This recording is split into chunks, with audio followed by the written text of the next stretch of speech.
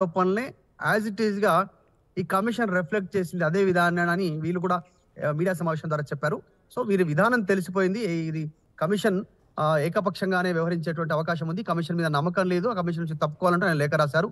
ఈ అంశానికి సంబంధించి సంతృప్తి చెందినటువంటి జస్టిస్ నరసింహారెడ్డి కమిషన్ మరింతగా సమాచారం కోరేటువంటి అవకాశం ఉండడంతో రిట్ పిటిషన్ వేశారు. హైకోర్టులో కేసీఆర్ కమిషన్ రద్దు చేయాలి, చట్టబద్ధత లేదు ఈ కమిషన్ అనేటువంటిది. ఎందుకంటే విద్యుత్ కొనుగోలుకు సంబంధించినటువంటి విషయంలో ఛత్తీస్గఢ్ నుంచి 2014 సంవత్సరం తర్వాత కొనుగోలు సంబంధించినటువంటి ఒప్పందాలు ఏవైతే ఉన్నాయో అవంతా కూడా అప్పుడున్నటువంటి ఆమోదయోగ ప్రకారమే జరిగాయి. కమిషన్ కు దాన్ని విచారించేటువంటి హక్కు లేదంటూ మాట్లాడుతూనే కమిషన్ రద్దు చేయాలని నమ్మకం లేదు మాకు అంటూ ఆయన పిటిషన్ దాఖలు చేశారు. మరికొద్ది సేపట్లోనే దీనిపైన క్లారిటీ వచ్చే అవకాశం ఉంది. తర్వాత ఈ కమిషన్ కి సంబంధించినటువంటి విషయంలో కేసీఆర్ వేసినటువంటి రిట్ పిటిషన్ పైన 2 వాదనలు విన్నది రాష్ట్ర ప్రభుత్వం. 2 వాదనలు విన్నారు.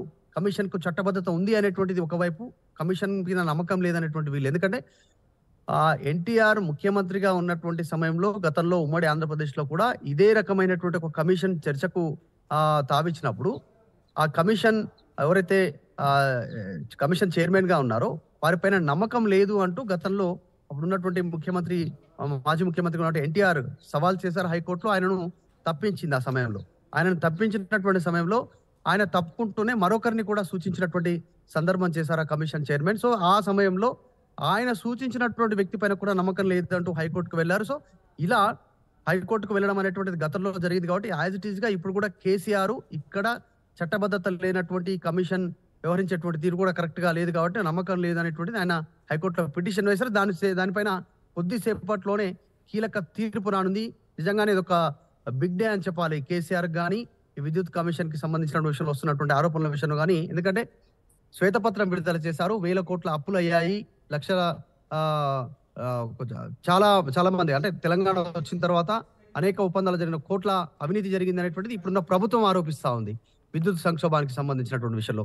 ఇప్పుడు తక్కువ ధరకు దొరికేటువంటి విద్యుత్తుని ఎక్కువ డబ్బులు చెల్లించి కొనుగోలు చేశారు. ఇదంతా కమిషన్లకు కాంట్రాక్టులకు మధ్య జరిగినటువంటి ఒప్పందం అనేటువంటిది ఆరోపణలు చేస్తా ఉన్నారు. సో ఈ విషయంలో మరికొద్ది సేపట్లో తీర్పు రానుంది కాబట్టి ఇది నిజంగానే బిగ్ డే అని చూడాలి. సో మధు, ఇక్కడ కమిషన్కి సంబంధించి కమిషన్ యొక్క చైర్మన్ని తొలగింపు కావచ్చు, లేకుంటే కమిషన్ని పూర్తిగా రద్దు చేసే అవకాశం అటు హైకోర్టుకి ఆ పరిధిలోకి వస్తుందా? అంటే అంతటి స్థాయి హైకోర్టు నిర్ణయం తీసుకునే అవకాశం ఉందా?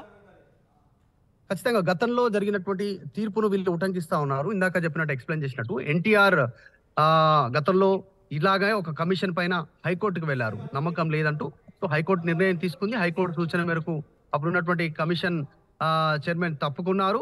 విచారణ నుంచి తప్పుకోవడం జరిగింది. తప్పుకుంటూ ఆయన ఇంకొకరిని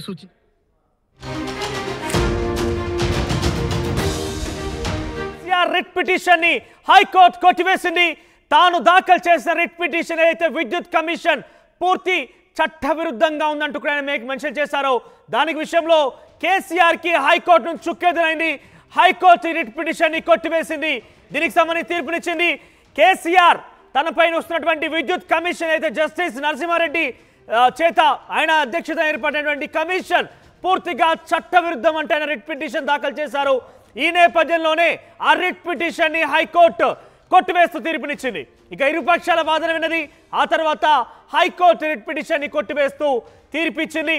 ఓవరాల్ గా గత ప్రభుత్వంలో జరిగినటువంటి అవినీతి అక్రమ విషయాల్లో ఒప్పందాల్లో కూడా అక్కడ ధరకు సంబంధించి ఉన్నదానికంటే ఎక్కువ రెట్టింపు చెల్లింపులు జరిపి ఛత్తీస్గఢ్ నుంచి విద్యుత్ కొనుగోలు చేశారనేది ఈ ప్రభుత్వం ఆరోపిస్తోంది. ఇందులో భాగంగానే ప్రభుత్వం ప్రత్యేక కమిషన్ కూడా ఏర్పాటు చేసింది. ఈ కమిషన్ ని జస్టిస్ నరసింహారెడ్డి లీడ్ చేస్తున్నారు. ఆయన కేసీఆర్ కి కొంత సమయం ఇచ్చి దీనికి సంబంధించి విచారణకు హాజరు కావాలి, మీ నుంచి సమాధానం రావాలంటూ కూడా ఆదేశించిన నేపథ్యంలో కొంత ఎలక్షన్ నేపథ్యంలో కొంత ఆలస్యమైంది. తిరిగి ఇటీవల మరోసారి కూడా ఆయనకి లేఖ నోటీసులు జారీ చేసింది ఈ కమిషన్. అయినా కూడా కేసీఆర్ హాజరు కాలేదు. సుమారుగా 12 నుంచి 14 పేజీల లేఖని ఆయన ఈ కమిషన్ కి రిటర్న్ పంపించారు. దాంట్లో చాలా క్లియర్ గా జస్టిస్ నరసింహారెడ్డిని మీరు ఈ కమిషన్ బాధ్యతల నుంచి వైదొలగండి, ఇది మీకు తగదు, కేవలం ఒంటెద్దు పోకల్లాగానే ఏకపక్షంగా వ్యవహరిస్తున్నారు, కేవలం గత ప్రభుత్వం మీద నిందలు మోపడం కోసమే ఈ కమిషన్ ఏర్పాటైందనేది కేసీఆర్ వర్షన్. సో 12 నుంచి 14 పేజీల లేఖ రాశారు.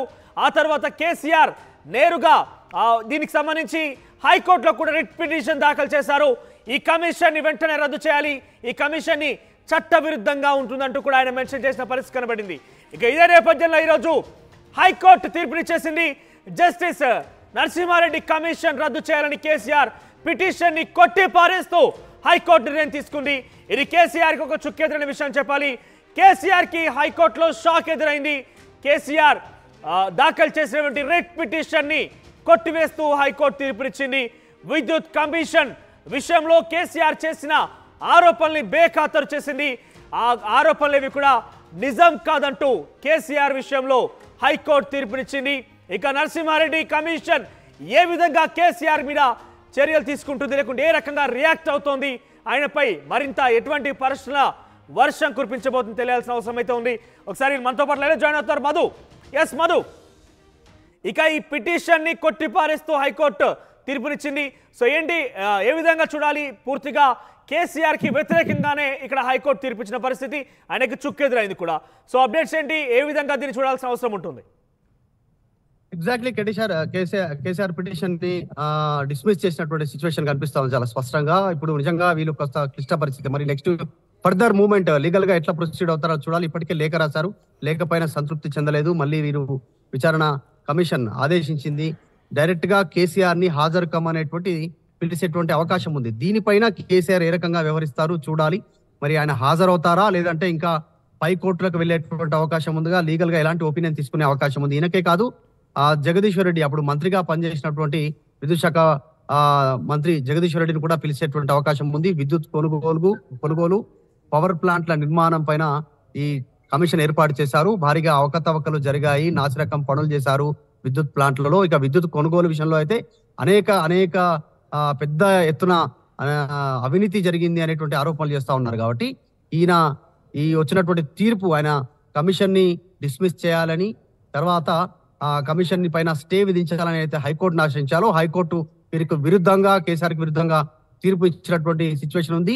మరి ఎల్ నరసింహారెడ్డి ఇప్పుడు ఏ రకంగా మూవ్ అవుతారు? కేసీఆర్ ని డైరెక్ట్ గా విచారణ కమిషన్ ముందు హాజరు కమ్మని అడిగే పరిస్థితి ఉంటుంది.